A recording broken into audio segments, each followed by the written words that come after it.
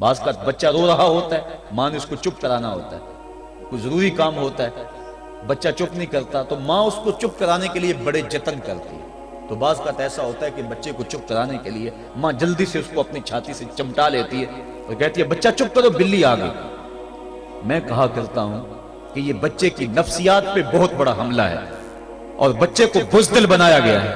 جو بچپن میں جس بچے کو بلی سے ڈرایا گیا، بڑا ہو کر وہ شیر کا مقابلہ نہیں کر سکتا۔ تو بچے کے نفسیات کے اندر یہ شے بچپن میں ہی ڈالی جائے کہ اللہ کے علاوہ کسی کا خوف اس کے سینے میں پنپنے ہی نہ پائے۔ یہ ہے تربیت جو ہم اپنی اولاد کی کریں، اور ایک یہ تربیت ہے جو اہل ایمان کی محمد عربی نے کی تھی۔ 313 ہو کے جبر کی قوتوں کے خلاف کھڑے ہو گئے۔ جب عمیر نے جا کے رپورٹ دی نا ابو جہل کو کہ وہ تو 3 اونٹ کھا سکیں گے، اور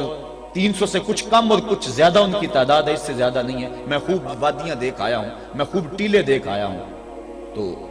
ابو جہل نے سنادید قریش کو بلا کر کہا عمیر کی رپورٹ سنو کتنی حوصلہ افزا ہے، صبح لڑائی کی نوبت نہیں آئے گی، صبح تو رسیاں کٹھی کرو، جکڑ جکڑ کے مسلمانوں کو اونٹوں کی پشتوں پہ باندھ لیں گے اور پھر سینے حرم میں جا کے کعبۃ اللہ کی دیواروں کے ساتھ باندھ دیں گے، لوگوں کو تماشا دکھایا کریں گے کہ یہ نیا دین لے کر آئے تھے اور یہ ان کا کیا حال ہے۔ جب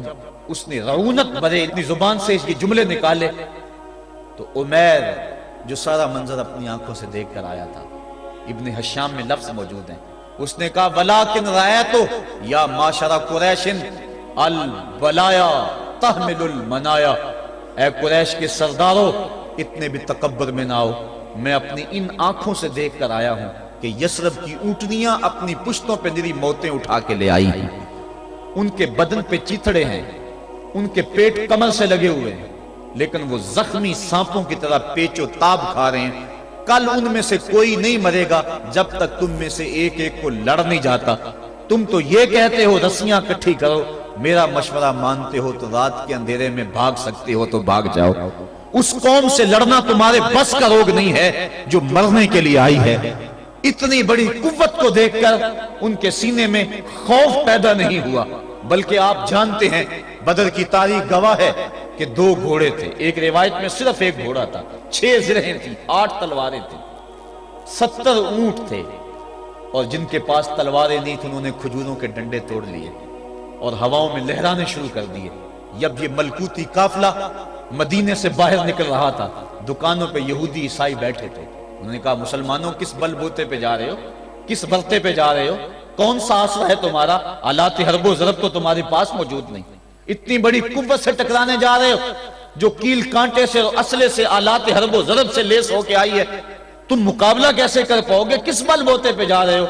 حضور کملی اوڑے ساتھ ساتھ چل رہے تھے، صحابہ نے اشارہ کر کے کہا نہ تیغ و تیر پر تکیا، نہ خنجر پر نہ بالے پر، بھروسہ ہے تو اس سادی سی کالی کملی والے پر۔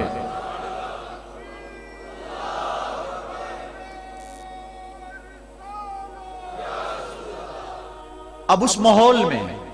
جبکہ کفار پورا لاؤ لشکر لے کے آئے اور ابو جہل نے کہا اعلان کر دو لنا عزا ولا عزا لکم، یہ ان کے بت کا نام ہے، ہمارے پاس عزا ہے تمہارے پاس عزا نہیں، ہمارے پاس لات ہے تمہارے پاس لات نہیں، ہمارے پاس منات ہے تمہارے پاس منات نہیں، ہمارے 360 خدا اور تمہارا ایک خدا، مقابلہ ہی کوئی نہیں۔ اس نے کہا کھڑے ہو کے اونچی جگہ پہ کہا اپنے نقیب کو اعلان کرو لنا عزا ولا عزا لکم۔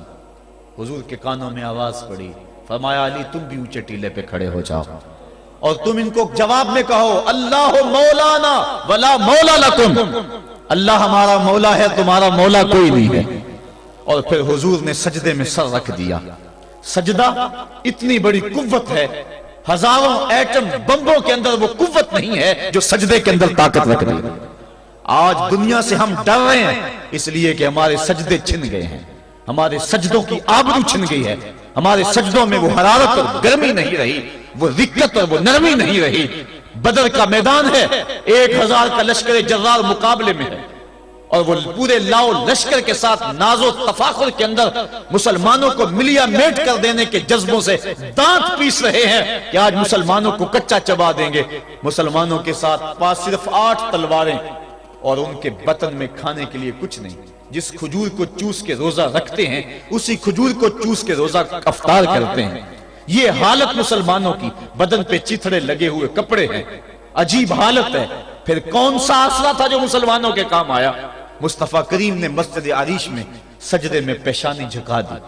حضرت ابو بکر صدیق رضی اللہ تعالیٰ عنہ فرماتے ہیں میں حضور کے ساتھ تھا، ساری رات مصطفیٰ روتے رہے، آنکھوں میں آنسو ہیں، حضور کی چادر سر انور سے سلٹ کے حضور کے کندھوں پہ آ جاتی، پھر کندھوں سے پشت پہ آ جاتی، میں اٹھا کے حضور علیہ السلام کے سر پہ رکھتا اور کہتا حضور بس کرو۔ حضور بار بار روتے اور اللہ کی بارگاہ میں سجدے میں سر ڈال کر التجائیں کرتے۔ لفظ کیا تھے محبوب کی زبان پہ؟ آج تک ایسی ناز والی دعا کسی نے نہیں کی ہے جی جیسی دعا مصطفیٰ جان رحمت نے کی۔ مصطفیٰ کریم سجدے میں سر رکھا ہے اور کیا کہا؟ اللہم ان تہلک ہذہ العصابہ لم تعبد فی الارض ابدا۔ میرے مالک میں نہیں کہتا کہ ان لوگوں کو بچا لے، دیکھ میری زندگی کی کمائی یہی 313 ہے جو میں تیری چوکھٹ پہ لے کے حاضر ہو گیا ہوں۔ میری زندگی کا کل اثاثہ، میری زندگی کا کل سرمایہ کوہ ابو قبیس پہ کیے گئے درسوں کا نتیجہ، عکاظ کی منڈی کے اندر دیے گئے درسوں کا نتیجہ،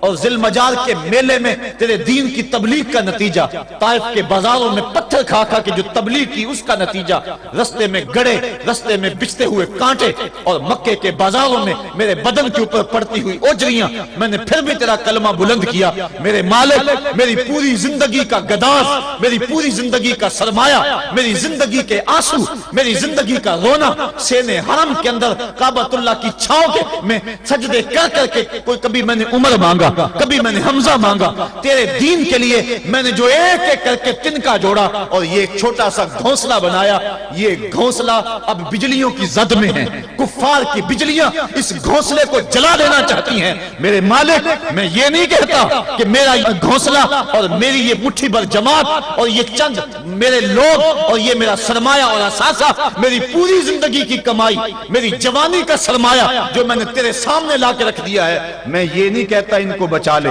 لیکن میرے مالک اگر یہ نہ رہے تو قیامت تک پھر تجھے بھی خدا کوئی نہیں کہے گا۔ ان تہلک ہذہ العصابہ لم تعبد فی الارض ابدا،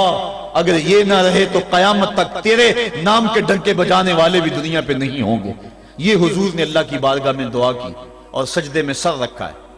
حضور علیہ السلام کی آنکھوں میں اشک جاری ہیں، سجدے سے قوت حاصل کی جا رہی ہے۔ دشمن کے مقابلے میں مصطفیٰ کریم سجدے میں سر رکھ کے اللہ سے آرزو کر رہے ہیں۔ حضرت سیدنا صدیق اکبر فرماتے ہیں اچانک حضور نے سر اٹھایا، میں خوش ہو گیا کہ حضور کے چہرے پہ مسکراہٹ تھی۔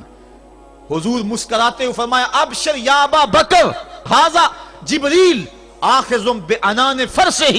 ابو بکر بشارت ہو، وہ جبریل اللہ کی مدد لے کر آ گئے۔ تو یہ سجدے تھے جن سجدوں نے ظالم اور جابر قوتوں کا منہ توڑ کے رکھ دیا۔ حضرت علی المرتضیٰ روایت کرتے ہیں رضی اللہ تعالیٰ عنہ، فرماتے ہیں میں نے ہاتھ میں تلوار تھامی اور میدان میں کود پڑا، میں نے کئی کافروں کو واصل جہنم کیا، پھر پلٹ کے دیکھا کہ میں حضور کی زیارت کر لوں، لیکن مجھے حضور نظر نہ آئے۔ میں نے ڈھونڈا تو ایک سمت حضور نے پیشانی سجدے میں رکھی ہوئی تھی اور زبان پہ لفظ تھے یا حیو یا قیوم، یا حیو یا قیوم۔ حضور یہ پڑھتے جا رہے تھے، یا حیو یا قیوم کا وظیفہ پڑھتے جا رہے تھے اور سجدے میں پیشانی تھی حضور کی۔ میں پھر دوبارہ آیا اس سجدے سے جوش لے کر